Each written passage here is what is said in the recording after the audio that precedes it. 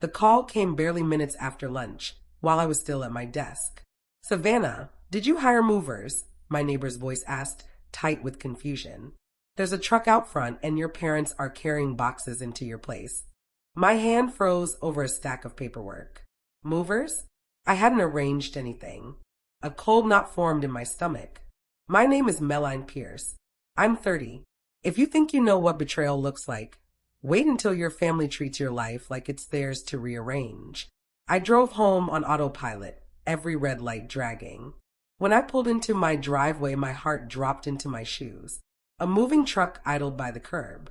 My sister's car sat at a crooked angle. Through the open front door, I could see strangers hauling cartons across the hardwood floor I'd saved for years to install. I stormed up the walkway.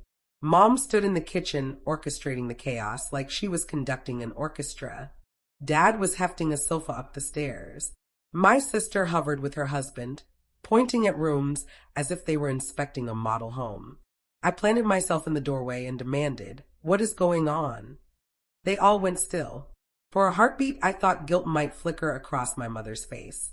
Then she smoothed her expression into a brittle smile. "Sweetheart, don't get upset," she said. "Your sister's family needs a place to stay. They can't manage on their own right now." My throat tightened. "This is my house," I said. "I bought it with my money. You had no right to move in."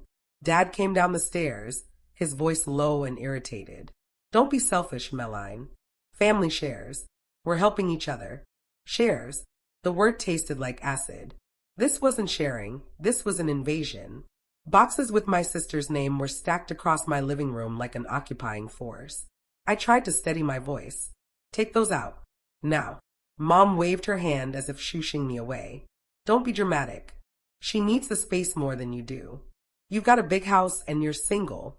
No kids, no obligations. Let someone who needs it use it." The idea of strangers rifling through my kitchen, my spare bedroom turned into someone else's nursery, made something in me harden. "This isn't charity," I snapped. "This is trespassing. You broke into my home." My father's face reddened. "We used the spare key," he said. "You gave it to us for emergencies. An emergency is a fire, a burglary." I laughed, but it came out hollow. "Not your golden child needing free rent." My sister finally spoke, arms folded, chin tilted. "Chin high," she said. "We deserve this, Maddie. You don't even appreciate what you have. Why not let people who actually need it live here?" The movers shifted their weight from foot to foot, suddenly aware they were in the middle of a family quarrel. I turned to them, forcing my voice to be steady. "Stop unloading. This isn't authorized." One of them hesitated, glancing back toward my mother. "Ma'am, your mom hired us," he said. "She said she spoke to the owner." I pointed to myself. "I'm the owner. If you keep unloading, you're helping with the theft." That was enough. They set down the boxes and edged toward the truck like animals backing away.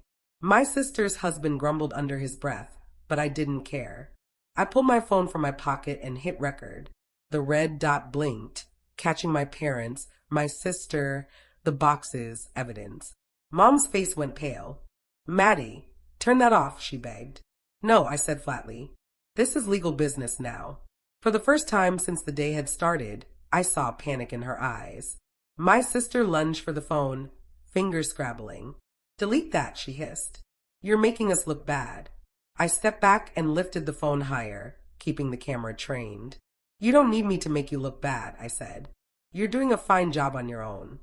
Dad's voice thundered from the bottom of the stairs. "Enough. We're the family here. You'll regret taking this further." I swallowed hard. Threats had never scared me as much as the casual cruelty that backed them up. "Regret," I echoed. "I've always known where I stood in this house. Today you proved it. I want those boxes off my property by the time you leave, or I'll call the police and file a complaint for unlawful entry. And I'll have a lawyer look at whether you arranged this with the movers under false pretenses." My mother's composure cracked. She opened her mouth, closed it, then tried a softer tone. "Meline, this is complicated. Your sister's children need a roof. We're family, we help." "Helping doesn't mean taking without asking," I said. "You can't repurpose my life because you think it suits you better." My sister laughed, a sharp sound. Since when did you become so righteous? You think the house makes you better than us. Her words were meant to cut, but landed hollow. I felt more tired than enraged now. Tired of the cyclone of entitlement that always blew through my family. The mover stood by the truck, uncertain. The eldest of them glanced at me and then at my parents. "Ma'am," he said, "we can put everything back on the truck. If your mom wants us to, we'll load it up." Relief and fury flashed through me at once. My mom opened her mouth to protest, but the pressure of the camera on my face kept her mute. Finally, she nodded, defeated. The men began to lift the boxes again, now moving with the awkwardness of people who realized they were hired into the wrong story. My sister shoved past me on her way to the door, eyes blazing. "This isn't over," she spat. "You'll hear from us." "Then hear this," I said quietly as she left. "You took more than boxes today. Don't expect me to stand by the next time you decide what's right for my life." They filed out. My sister, her husband, the movers, dragging their belongings back to the truck. Dad lingered on the porch, jaw tight, while my mother stood in the kitchen, hand pressed to her mouth as if she might still sob. The house seemed too big and too quiet in the aftermath. I stopped recording, fingers trembling. The red light went dark, but the events were imprinted on my phone and in my chest. I walked through the rooms that had been violated and let myself catalog the little outrages. A child's toy abandoned on my sofa, a towel hanging from my shower rod that wasn't mine, the faint smell of someone else's cologne. I didn't know if calling the police would change anything now that the truck was gone, but I knew I couldn't pretend this hadn't happened. I'd take whatever steps were necessary to make sure my home stayed mine. Tonight I would lock the spare key away and change the locks if I had to. Tomorrow I would see a lawyer. For now, I stood in my emptied living room and let the silence settle around me. The kind of heavy silence that follows the end of things that once felt safe. The command in my mother's voice cut sharp as glass. "Put the phone down, Meline. You are not dragging this family's name through the mud over some silly misunderstanding." A misunderstanding. The laugh that broke out of me was unsteady, but fierce enough to shake the air. "You broke into my house. You brought movers without even asking me. You tried to push me out of my own home and life. Tell me, how exactly is that a misunderstanding?" One of the movers brushed past awkwardly, carrying the last of the boxes. He muttered apologies as he slipped through the door. I heard him whisper, "Good luck," before climbing into the truck. Even strangers could see how rotten this had turned. My sister folded her arms, her posture dripping with smugness. "So you're really going to kick us out? After everything Mom and Dad have done for you?" I lowered the phone, meeting her eyes directly. "And what exactly is it they've done? Forgot my birthdays? Mocked my decisions? Sold off my belongings behind my back? Tell me, sister, what is it I owe you?" Her lips parted, but no answer came. Then my mother's voice iced over the room. "We're only trying to support your sister. Don't you dare twist this into betrayal." "Don't I dare?" My voice shook, not from weakness, but from rage that had been simmering for years. "This is betrayal. You've always made it clear where I stand in this family at the bottom. Disposable. Replaceable. Well, not anymore." The silence that followed was crushing, but for once they understood I wasn't bending. I brushed past them, heart pounding, but my hand steady. At the front door, I turned the deadbolt until it snapped into place with a sharp click. Then I faced them head on. "You're not welcome here. Not anymore." My mother's eyes went wide, as if I had slapped her across the face. "Meline, you don't mean that. We're your parents." I raised my phone, scrolling to the video I just recorded. Movers carrying boxes inside. My family caught red-handed in my living room. "This goes to my lawyer tonight. And if you ever set foot in here again without permission, the police will see it too." My father's face turned crimson, his voice thunderous. "You wouldn't dare call the police on your own blood." I didn't flinch. "Try me." My sister gave a derisive laugh, arms still crossed. "You really think anyone will take your word over Mom and Dad? Everyone knows how dramatic you are." I smiled, cold and unshaken. "Everyone will believe the deed with my name on it. They'll believe the video, the texts and emails where you admit you're moving in. I'm not dramatic. I'm prepared." For the first time, a crack split her confidence. Her husband tugged at her sleeve, whispering that they should leave. My father looked like he might explode, but it was my mother's face that stayed with me, pale, drawn, fearful. Please, she whispered, don't do this. Families share. Families sacrifice. Funny, I said quietly. That only seems to apply when I'm the one sacrificing everything. I flung the door open and pointed outside. Out. They froze, waiting for me to back down. I didn't blink. I didn't budge. Finally, they picked up their boxes and carried them into the night. When I shut the door, the lock sliding into place sounded like music. The house fell silent, but my heartbeat roared in my ears. I walked room to room, staring at the half-unpacked boxes scrawled with my sister's name. They weren't just cardboard, they were evidence. Proof. Each one screamed of entitlement.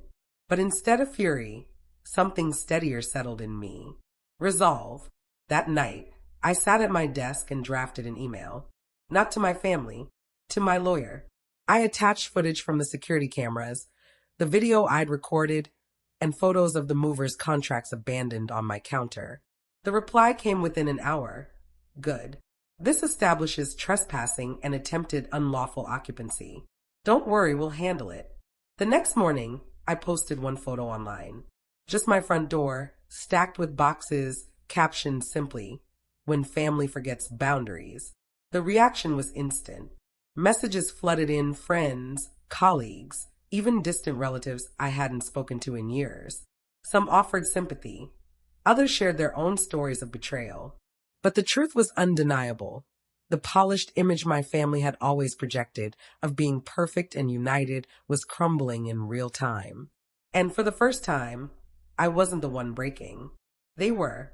At noon, my phone started buzzing again. First my sister, then my mother, then my father. I let every call go unanswered. Finally, a text appeared from Dad. Take that post down. You're humiliating us. People are talking. I stared at it and felt my lips curl into a quiet smile. For years, I had been the one humiliated, silenced, brushed aside. Now they were the ones choking on shame. I didn't delete the post. Instead, I pinned it to the top of my profile like a banner. My revenge didn't need shouting, screaming, or even confrontation. It only needed daylight. Their own actions were louder than any words I could ever write. By the end of the week, their glossy image began to splinter. At my sister's office, her boss asked about the photos and why her family was being accused of trespassing. My mother's beloved charity circle fell silent. No invitations, no luncheons, no fawning admiration. My father's golfing friends suddenly couldn't find time to return his calls. The perfect family mask they had polished for years was slipping off in full view. Meanwhile, I sat out on the back deck of my home, the lake breeze cool against my face. Coffee in hand, I watched their downfall unfold through my notifications. Every comment felt like a weight lifting from my shoulders and pressing onto theirs. At 8:14 p.m. on Friday, my phone buzzed again. This time the tone had changed. Mom wrote first. "Meline, please take it down. We'll talk. We'll make it right." Dad followed. "Enough is enough. You've made your point. Stop before it ruins us." My sister added, "Delete it, Maddie. You don't know what you're doing." But of course, I knew exactly what I was doing. I was feeding them the same isolation and disregard I'd been swallowing my whole life. I typed one short message back to my sister. 9 years you treated me like I didn't matter. One post and suddenly I do. Think about that. I didn't wait for her reply. That night I locked the doors, dimmed the lights, and sat in the quiet. For the first time, the silence wasn't lonely, it was mine. And I could feel that this was only the beginning of the real lesson. Saturday morning, pounding echoed at my front gate. I checked the camera feed on my phone.